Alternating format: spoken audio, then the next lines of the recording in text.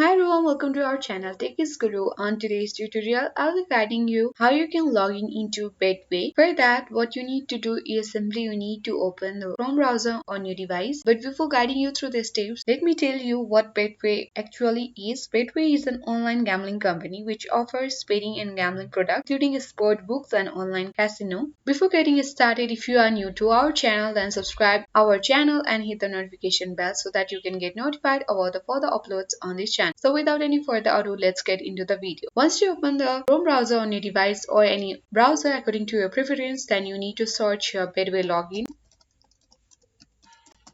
Once you press enter on the keyboard, then you'll be appear on this result. So here on the third link, just you need to click on login Betway. Once you click on that, then you will be appear in this interface of the Betway. On top right corner next to the sign up, you will see the login. Simply you need to click on login and the login box will be appear on the screen. You need to enter your username and you need to enter your password. If you forgot your password and can't remember, then simply you need to click on forgot password link and you can simply recover from there.